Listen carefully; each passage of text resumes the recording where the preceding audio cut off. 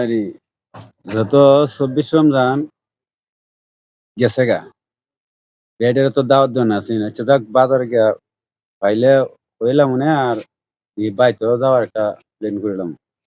আচ্ছা বাজারটা একটা ঘুরতে যাই।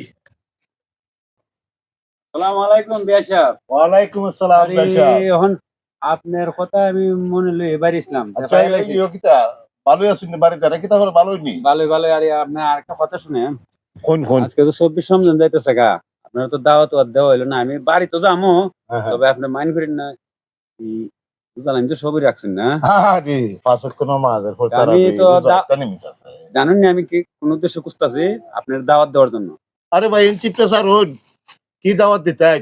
দাওয়াত খাইতে খাইতে আমার এক বন্ধু আজকে দুপুরে 5 স্টার হোটেলের মধ্যে একটা চাইনিজ খাওয়ান দিছে। দাওয়াত কত খাইতে আচ্ছা তারপরে চেষ্টা করবো আপনার দাওয়াত রাখার। আলা কই কি রে, আমি বাইতি না করছিলাম, আমি জানি খাচ্ছটা ভাই কিতা বলে আয়? না।